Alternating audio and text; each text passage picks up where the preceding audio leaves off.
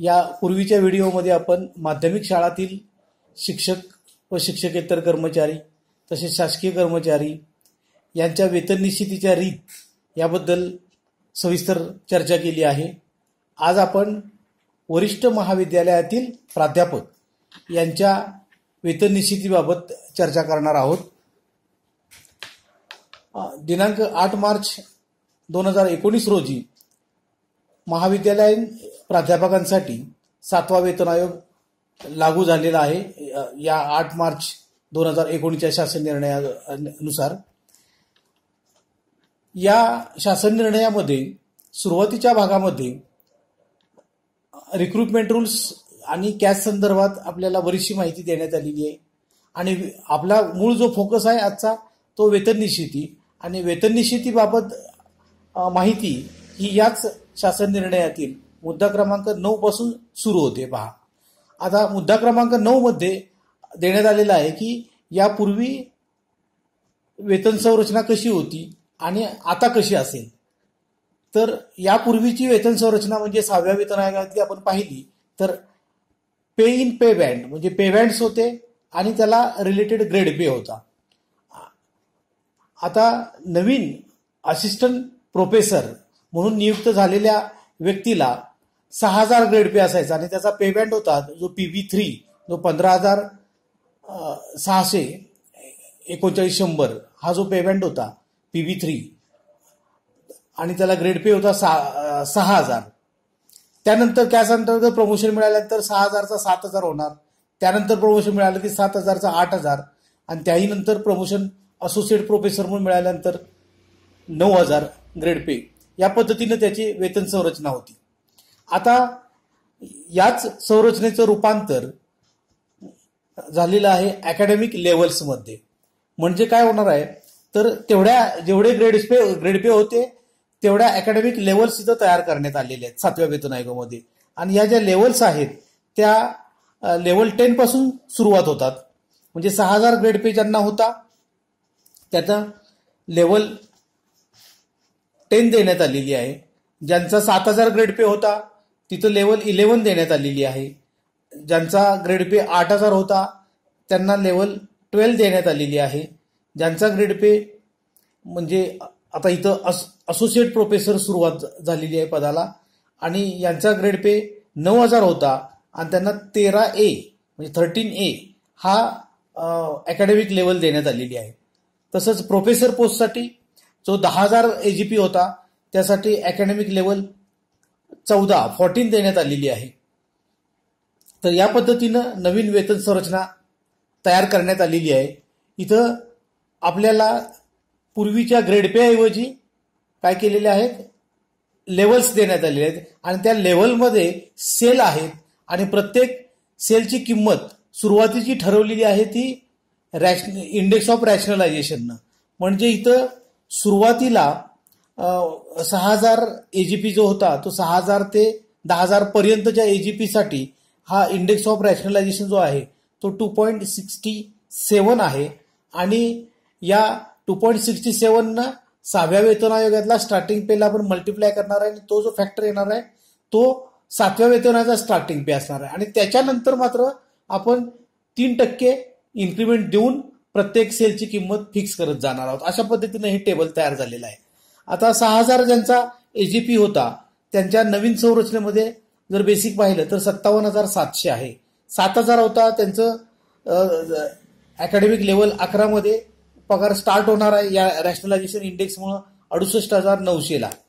8000 वाले जे असतील AGP वाले त्यांचा जी लेव्हल आहे ती 79800 वर सुरुवात होणार आहे आणि 9000 जी आहे AGP पूर्वीचा आणि त्यांची जी लेव्हल आता देण्यात आलेली आहे आपल्याला 13A तर याचं जे स्टार्टिंग आहे ते होणार आहे 1,31,400 पासून।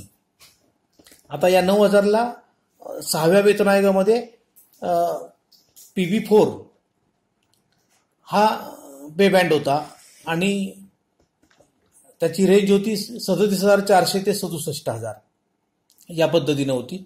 आता मात्र 1,31,400 हा स्टार्टिंग पे त्यांना देण्यात आलेला आहे आणि त्यापुढे दर वर्षाला 3% प्रमाणे इन्क्रिमेंट्स दिल्या जाणार आहेत। हे 3% काढताना मात्र 3% आलेली रक्कम जी आहे ती 100च्या पट्टीमध्ये आपल्याला कन्वर्ट करायची आहे, राऊंडेड ऑफ टू 100 अशा पद्धतीनं करायची आहे. आणि त्या पद्धतीनं ते टेबल तयार करण्यात आलेलं आहे. आणि या टेबलमध्ये आता आपण काय करणार आहोत, तर वेतन निश्चिती करायला जाणार आहात. त्यावेळेला आपल्याला पाहायचंय की आपल्याला 31 डिसेंबर 2015ला वेतन काय होतं हे पाहायचं. त्या वेतनाला आता मल्टिप्लाइंग फॅक्टरनं गुणायचं. आता रॅशनल इंडेक्स ऑफ रॅशनलायझेशनचा संबंध नाही. आता मल्टिप्लाइंग फॅक्टर जो आहे तो आहे 2.57, जो स्टेट गव्हर्नमेंट एम्प्लॉईजला सुद्धा तोच आहे, सर्वांना तोच आहे दिलेला. फक्त इंडेक्स ऑफ रॅशनलायझेशन जे आहे ते स्टेट गव्हर्नमेंट एम्प्लॉईजसाठी वेगळं होतं आणि हे प्राध्यापकांसाठी ज्या लेवल्स आहेत त्याच्यासाठी हा इंडेक्स ऑफ रॅशनलायझेशन वेगळा आहे. आता इथं 2.57 न मल्टिप्लाय केल्यानंतर तुमची जी रक्कम येणार आहे ती रुपयामध्ये रूपांतरित करा, असं स्टेट गव्हर्नमेंटच्या निर्णयामध्ये आहे की येणारी रक्कम ही रुपयामध्ये कन्वर्ट करा आणि रुपयामध्ये पूर्णांकित करा. तर आपल्या या शासन निर्णयाच्या शेवटी जी काही एक्झाम्पल दिलेली आहेत याच्यामध्ये असं देण्यात आलेलं आहे की पहिल्यांदा ती 2.57 न मल्टिप्लाय करून रक्कम तयार करा आणि ती राऊंडेड ऑफ टू 100 करा. आणि ते राऊंडेड ऑफ टू 100 करताना सुद्धा त्याच्यामध्ये काय त्रुटी झाल्यात त्या पण तुम्ही वाचा, कारण ते शेवटच्या एक्झाम्पलमध्ये ज्या काही त्रुटी जाणवत आहेत आपल्याला सरळ सरळ, तर त्याच्यावर एक आपल्याला फोकस करावा लागेल की हे असं का धरण्यात आलेलं आहे. याचबरोबर जो आपल्याला फिक्सेशनचा चार्ट देण्यात आलेला आहे त्या फिक्सेशनच्या चार्टमध्ये सुद्धा 2.57 न मल्टिप्लाय करा हा उल्लेख आहे, परंतु राऊंडेड ऑफ टू 100 असा तिथे उल्लेख करण्यात आलेला नाही. जी तुमचा रो नंबर 7 आहे त्या फिक्सेशनच्या चार्ट मधला, तो जर तुम्ही पाहिलात तर त्याला 2.57 न मल्टिप्लाय करा असाच फक्त उल्लेख आहे, परंतु 100च्या पट्टीमध्ये करा असा तिथे उल्लेख नाहीये. आणि स्टेट गव्हर्नमेंटच्या रूलमध्ये स्पष्टपणे म्हटलेलं आहे की रुपयामध्येच कन्वर्ट करा. ठीक आहे. आता याच्याबद्दलचे निर्णय आपल्याला जे कोण मार्गदर्शन करणारे असतील तेच याबद्दल आपल्याला निर्णय देतील की आपण कोणत्या पद्धतीनं जायचं ते. याच्यानंतर जो महत्वाचा भाग आहे तो फिक्सेशन आपण केलं 2.57 न गुणलं की जो गुणाकार आलेला आहे तो गुणाकार आणि सेल व्हॅल्यू यांची कंपॅरिझन करा. जर तुमचा आलेला गुणाकार 2.57 न सेल व्हॅल्यूच्या इक्वल असेल तर आहे तो पे फिक्स होणार आहे तुमचा. जर समजा तुमचा आलेला गुणाकार सेल व्हॅल्यूपेक्षा कमी असेल तर तुमचा आलेला गुणाकार आहे तो सेलची व्हॅल्यू थोडीशी जास्त असणारी पुढची सेल घ्या आणि त्याच्यामध्ये तो फिक्स करा, तो तुमचा 1/1/2016चा पे असेल. अशा पद्धतीनं वेतन निश्चिती करायचे. त्यानंतर तुमचे प्रमोशन्स नसतील तर दर वर्षाला तुम्हाला 3% प्रमाणे वेतनवाढ द्यायची आहे आणि इन्क्रिमेंट्स घ्यायचे आहेत. यापूर्वी आपण सर्वजण 1/1/16 पूर्वीचे आहोत, याचा अर्थ जुलै ही आपली वेतनवाढ होती आणि ती जुलैच वेतनवाढ आपली कायम राहील. तर इथं या आयोगामध्ये 2 प्रकारच्या वेतनवाढी देण्यात आलेल्या आहेत, 1 जुलै आहे, 1 जानेवारी आहे. याच्याबद्दलही आपल्याला सविस्तर चर्चा करायलाच पाहिजे, कारण त्या एक्झाम्पलमध्ये याबद्दलही संभ्रम निर्माण झालेला आहे की जानेवारी कधी घ्यायची आणि जुलै कधी घ्यायची. बरोबर, कारण याची एक्झाम्पल्स स्टेट गव्हर्नमेंटच्या GR मध्ये ज्या पद्धतीने देण्यात आले आहेत त्यात आणि याच्यामध्ये थोडासा फरक जाणवतोय. आणि त्यामुळे आपल्याला वेतनवाढीची म्हणजे प्रमोशन जर झालं तुमचं कॅश अंतर्गत तर प्रमोशन झाल्यानंतर तुम्हाला वेतनवाढ काय ठेवायची याबद्दल थोडीशी चर्चा होणं आणि त्याच्याबद्दल योग्य मार्गदर्शन मिळणं तुम्हाला गरजेचं आहे, हे इथं जाणवतं. यानंतर 6व्या वेतन आयोगामध्ये आपण जर पाहिलं तर एमफिल किंवा PhD केल्यानंतर ॲडव्हान्स इन्क्रिमेंट्स दिल्या जात होत्या. 7व्या वेतन आयोगामध्ये ॲडव्हान्स इन्क्रिमेंटची तरतूद रद्द करण्यात आलेली आहे आणि ॲडव्हान्स इन्क्रिमेंटच्या ऐवजी कॅश अंतर्गतच त्या शिक्षकांना तो किंवा प्राध्यापकांना तो फायदा देण्यात आलेला आहे की कॅश अंतर्गत आपल्याला माहिती आहे की एंट्री लेवलला आपण टीचर म्हणून एंट्री केल्यानंतर 6 वर्षांना आपल्याला पहिलं प्रमोशन मिळतं.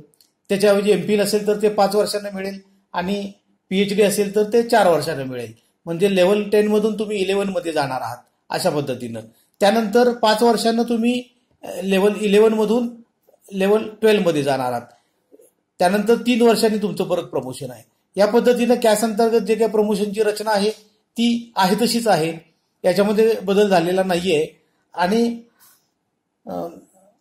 फक्त बदल जो होता तो म्हणजे पीएचडी इन्क्रिमेंटचा. मात्र वेतन निश्चिती करताना एक बदल निश्चितपणे जाणवलेला आहे प्रमोशनमध्ये करताना, की इथं प्रत्येक वेळेला म्हटलेलं आहे की एका लेवलमधून दुसऱ्या लेवलमध्ये जाताना हे प्रमोशन आहे, आणि प्रमोशन जर असेल तर तुम्हाला एक नोशनल इन्क्रिमेंट दिली जाणार आहे. तर याचा फायदा या 7व्या वेतन आयोगामध्ये होणार असं दिसून येते. कारण 6व्या वेतन आयोगामध्ये आपण कॅश अंतर्गत ज्यावेळेला आपल्याला प्रमोशन मिळत होतं, आपण 6,000 एजीपीतून 7,000ला जात होतो. आपला एजीपी फक्त 1,000 रुपयाने वाढत होता. पे इन पेबँड जो आहे तो आहे तसाच राहत होता, त्याच्यामध्ये कोणताही बदल केला जात नव्हता. बरोबर. आता मात्र इथं काय केलेलं आहे, तर ज्या वेळेला तुमचं प्रमोशन असेल त्यावेळी तुम्हाला एक नोशनल इन्क्रिमेंट दिली जाणार आहे, आणि एक इन्क्रिमेंट घेऊन नंतर तुम्हाला जी काही किंमत येणार आहे, सेल व्हॅल्यू येणार आहे, त्याच्याऐवजी त्याच्या लेवल 10 मध्ये असेल तर लेवल 11 मधली सेल व्हॅल्यू पहा की ती त्याच्यापेक्षा जास्त असेल अशी किंवा इक्वल असेल अशी, आणि त्याच्यामध्ये तुमचं प्लेसमेंट होणार आहे. अशा पद्धतीनं लेवल 10 मधून तुम्ही 11 मध्ये, 11 मधून 12 मध्ये, 12 मधून 13A मध्ये, 13A मधून 14 मध्ये तुम्ही जाणार आहात टप्प्याटप्प्याने. फक्त सेल व्हॅल्यू चेक करायची एका लेवलमधून दुसऱ्याला जाताना, तिथे एक नोशनल इन्क्रिमेंट घ्यायची, आलेली व्हॅल्यू जर समान असेल तर त्या समान व्हॅल्यूवर पुढच्या लेवलला जायचं, अथवा त्याच्या लगतच्या पुढच्या सेलमध्ये जायचं, किमतीनं थोड्याशा जास्त असणाऱ्या. अशा पद्धतीनं ही वेतन निश्चितीची रीत आपणास सांगण्यात आलेली आहे. याचबरोबर आणखी एक गोष्ट सांगावीशी वाटते, ती म्हणजे जी या GR मध्ये शेवटची जी एक्झाम्पल्स देण्यात आलेली आहेत याच्याबद्दल मी बोलतो. इथं एक्झाम्पल 1 मध्ये पहा की तुमच्यासमोर शासन निर्णय असेल तर जास्त उत्तम होईल की तुम्हाला त्या गोष्टी कळून जातील. पहिल्या एक्झाम्पलमध्ये दिलेलं आहे 22,250 वेतन दाखवलेलं आहे पे इन पे बँड प्लस एजीपीचं, आणि मल्टिप्लाइंग फॅक्टर 2.57 न गुणाकार केल्यानंतर 57,182 आलेला आहे, आणि याचं राऊंडेड ऑफ परत केलेलं आहे 57,200. आता 182 रुपये शेवटचे धरले आपण 100च्या पटीत करायचे म्हणून, तर 182चं राऊंडेड ऑफ 200 हा अंक बरोबर आहे. बरोबर. आता दुसऱ्या एक्झाम्पलमध्ये जर पाहिलं तर 677 आहे, याचा राऊंडेड ऑफ जर यांनी केला तर तो 700 आलेला आहे, आणि तोही बरोबर आहे. राऊंडेड ऑफ करायचं का नाही करायचं हा एक प्रश्न आपला अनुत्तीर्णच आहे. ते आपल्याला तुमच्या कार्यशाळेच्या वेळेला तुमचे अधिकारी जे असतील ते मार्गदर्शन करतील, त्यानुसार आपल्याला ती कार्यवाही करावी लागणार आहे. परंतु आता इथं पुढचं एक्झाम्पल जर पाहिलं तर एक्झाम्पल 3 मध्ये सुद्धा राऊंडेड ऑफ 193ला 200 देण्यात आलेला आहे. त्यानंतर एक्झाम्पल 4 मध्ये 80,312.50 हा गुणाकार आलाय, त्याला राऊंडेड ऑफ 80,300 देण्यात आलेला आहे. याच्यानंतरचा जर पाहिला एक्झाम्पल नंबर 5, आता इथं पहा 1,38,317 रुपये 40 पैसे आले, म्हणजे शेवटचे 3 अंक जर पाहिले शतकाचे तुम्ही 317 रुपये आहेत. 317 रुपयाला इथं दाखवण्यात आलेला आहे राऊंडेड ऑफ 400 रुपये. आता राऊंडेड ऑफ याचं मिनिंग असं व्हायला पाहिजे होतं की 350 रुपयाच्या पेक्षा जास्त रक्कम झाली तर ती 400ला गेली पाहिजे, 350 पेक्षा कमी असेल तर ती 300वर राहिली पाहिजे, असं मागच्या एक्झाम्पलमध्ये जाणवून आलं. तर या 5व्या एक्झाम्पलमध्ये मात्र 317ला तुम्हाला 400 रक्कम दाखवण्यात आलेली आहे. आता याचप्रमाणे जर 6वं एक्झाम्पल बघितलं तुम्ही तर इथं सुद्धा राऊंडेड ऑफचा भाग बघा 1,59,057 रुपये. 57 म्हणजे 50 पेक्षा जास्त आहेत, म्हणजे शेकड्यामध्ये करायचं झालं 100च्या पट्टीत करायचं झालं तर हा अंक 57चा 100 झाला पाहिजे, पण खाली संख्या देताना राऊंडेड ऑफची 1,59,000 देण्यात आलेली असं वाटते. त्यानंतरचं एक्झाम्पल 7व्यामध्ये पण बघितलं तर 829 1,93,829 संख्या आहे, आणि 829 म्हणजे 829 म्हटलं की 850 पेक्षा कमी आहे संख्या. खरं तर 800ला राऊंडेड ऑफ झालं पाहिजे होतं का असा प्रश्न येतो, पण इथं राऊंडेड ऑफ 900ला दाखवण्यात आलं आहे. म्हणजे या एक्झाम्पलमध्ये राऊंडेड ऑफ जे टेक्निक वापरलंय त्याच्यामध्ये एक वाक्य तर दिसून येत नाही असं वाटतंय. तर याबद्दलही आपल्याला मार्गदर्शन मिळणं गरजेचं आहे असं वाटतं. त्याचबरोबर आणखी एक भाग मी तुम्हाला सांगितला तो म्हणजे की इथं जे काय प्रमोशनचे एक्झाम्पल्स दिले होते, उदाहरणार्थ एक्झाम्पल नंबर 4 मध्ये की इथं दाखवलेलं आहे की एखाद्याचं प्रमोशन 12/3/2018 झालेलं आहे, बरोबर. 12/3/2018 झालं तर त्याची वेतनवाढ तारीख 1 जानेवारी करण्यात आलेली आहे. आता ज्यावेळी असोसिएट प्रोफेसर म्हणून प्रमोशन होईल आणि वेतनामध्ये मोठ्या प्रमाणात बदल असेल तर अशा पद्धतीनं जानेवारी ही घेतली तर सोयीची ठरते.